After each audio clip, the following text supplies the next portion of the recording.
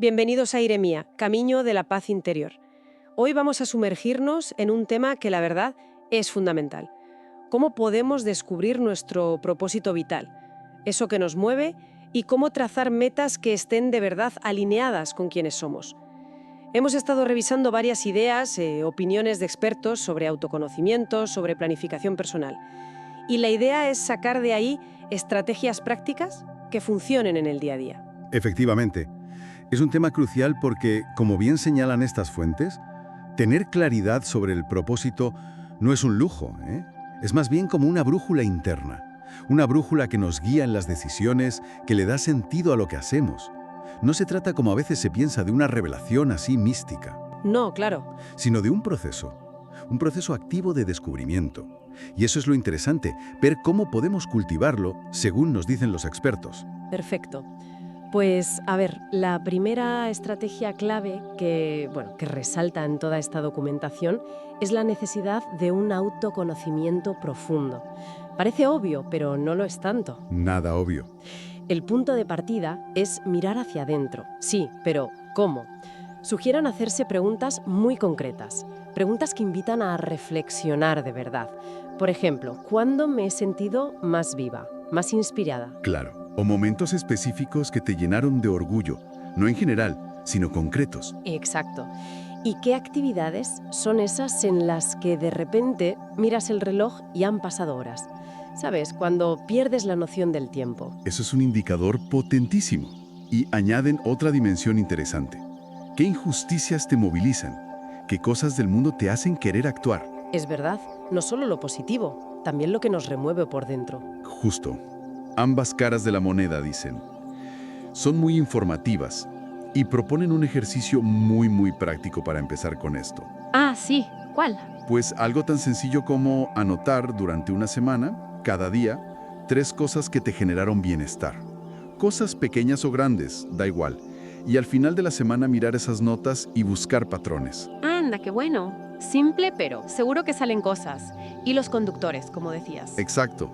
Es un método para empezar a tirar del hilo. Vale, pues una vez que empezamos con esa introspección, la segunda estrategia que, en opinión de los expertos, es clave es la de identificar valores y pasiones. Sí, y aquí hacen una distinción que me parece muy útil. Presentan los valores como esos principios que para ti son, digamos, no negociables. Como la honestidad, la libertad. Eso es. Honestidad, creatividad, servicio, crecimiento personal, libertad. Lo que sea importante para cada uno. Y explican cómo esos valores actúan casi como filtros. Por ejemplo, si para ti la autenticidad es un valor central, pues va a ser complicado que te sientas bien en entornos que percibas como muy artificiales o falsos, ¿no? Tiene todo el sentido. ¿Y las pasiones? Las pasiones serían, según estas fuentes, esas actividades o temas que de verdad encienden tu interés, tu curiosidad. La pregunta clave sería, ¿de qué podrías hablar durante horas sin cansarte? Incluso sin cobrar. Buena pregunta. O ¿dónde te sientes completamente presente, absorbido por lo que haces? Eso suelen ser las pasiones. Y proponen también un ejercicio práctico para esto, ¿no? Sí, uno muy visual. Hacer 2 columnas en un papel, una para valores fundamentales y otra para pasiones o intereses intensos. Y después, buscar activamente los puntos de conexión. Ah, claro, ver dónde se cruzan. En esa intersección, dicen, es donde puede empezar a dibujarse un propósito más claro, más definido. Precisamente ahí.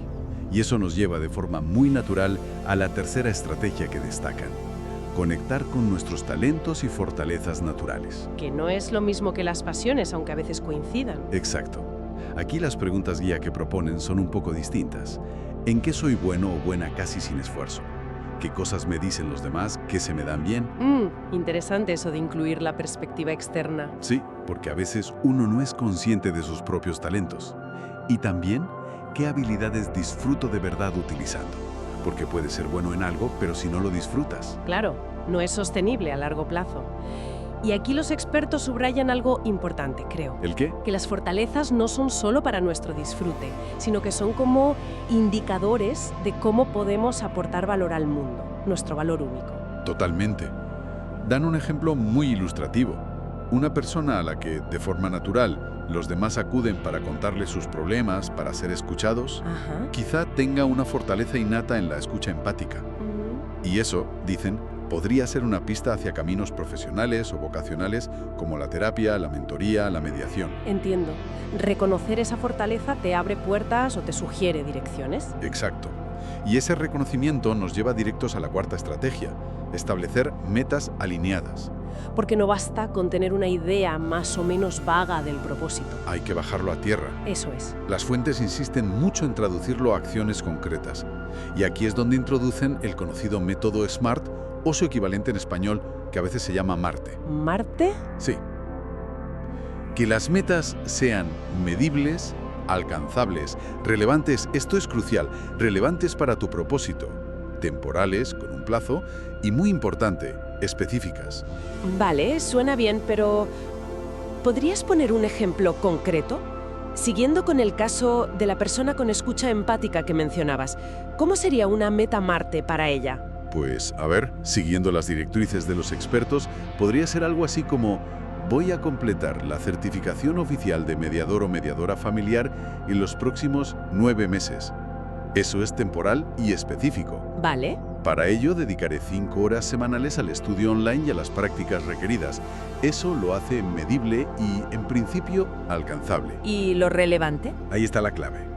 Para poder aplicar mi fortaleza de escucha y mis valores de búsqueda de paz y ayuda social en la resolución de conflictos familiares.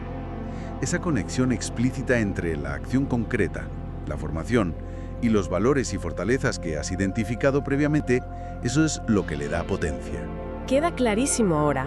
La conexión es lo fundamental. Sin duda. Oye, y hablando de conectar, si estas ideas sobre encontrar un rumbo y actuar con intención están resonando, si aportan valor, pues quizás sea un buen momento para recordar a nuestra audiencia que un like, una suscripción o compartir este análisis puede ayudar mucho a que llegue a más personas que quizás estén en esa búsqueda de claridad.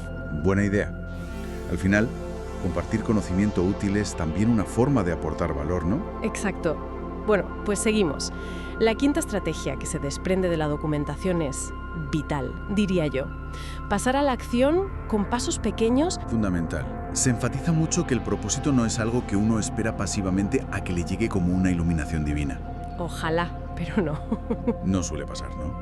Se construye y sobre todo se clarifica a través de la experiencia, del hacer. Proponen un ciclo que es muy de probar y aprender.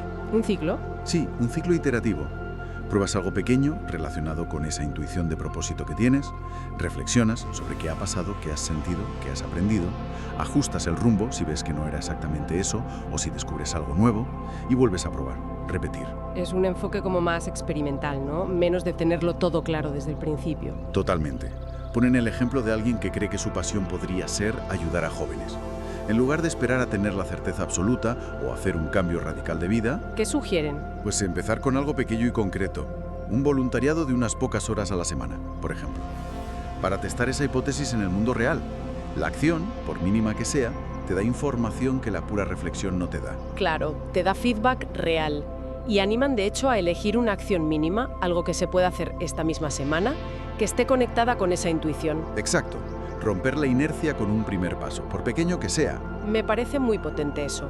Y nos lleva a la última estrategia clave que identifican los expertos, la flexibilidad y la evolución. Sí, y esto es muy liberador, creo yo. Son muy claros al afirmar que el propósito no es una sentencia grabada en piedra para toda la vida. Menos mal.